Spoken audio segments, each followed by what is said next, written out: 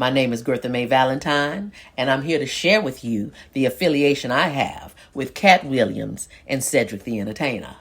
Back in the day, I provided a safe place for children to stay. I could never have children on my own, so I enjoyed being the neighborhood mother.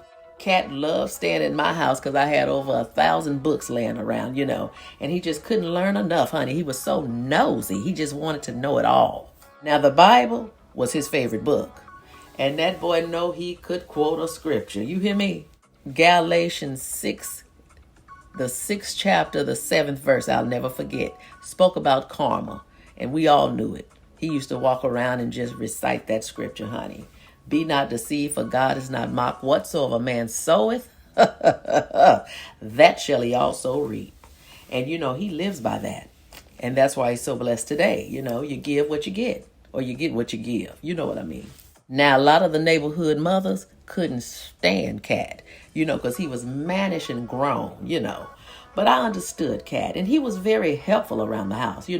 That boy would go in my refrigerator and get a Budweiser and open it and bring it to me, and he'd take my cigarettes and light them on the stove, and I just felt like he was very helpful around the house. I gave that boy a pass. Now, he was a badass, but I gave him a pass, Back in the day, they didn't diagnose kids, and I knew that boy was on the spectrum.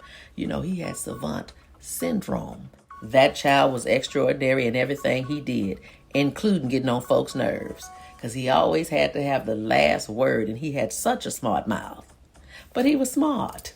And one thing that child didn't do was lie. Now let me include Cedric the Entertainer. Cedric loved staying at my house, honey, because I kept a refrigerator full of food and a drawer full of snacks. That boy loved him some Zingers and some cupcakes and Twinkies and lemon heads, and Boston baked beans was his favorite. He used to walk around the house with Boston baked beans, just shaking them like they were dice and just popping them in his mouth. And he would sing. He was so happy. He was fascinated with food. But the neighbors couldn't stand him because he was a thief. Honey, it was a time when he had about 7 little boys' bikes in my backyard. But I didn't mind because their mamas owed me money. Well, him and Katt had a love-hate relationship, but they both had an incredible sense of humor. But I want to say Ced might have been a little jealous of Katt, And let me tell you why.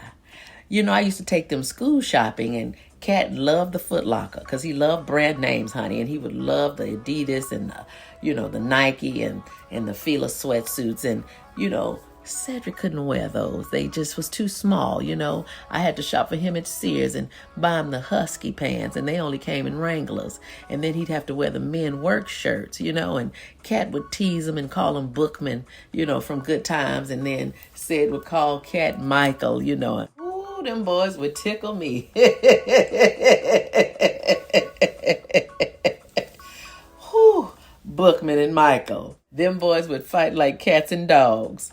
Literally. Get it? Cats and dogs. Oh, but they would always make up, Katt would always share his food with Ced. Katt was, he didn't have a big appetite. He loved good cooking, but he'd just eat a little bit of everything. And then he'd be off to read his books. Now, I do know that Katt spoke about Steve Harvey in the interview, And Katt didn't lie when he said Steve was never homeless. Because Steve used to live with me. And y'all gonna have to pay me big money to get that story, honey. I knew Steve when he had a head full of hair. And I'm the reason why that nigga is bald-headed. And if y'all want to hear the rest of this story, you're gonna have to flood my Cash App.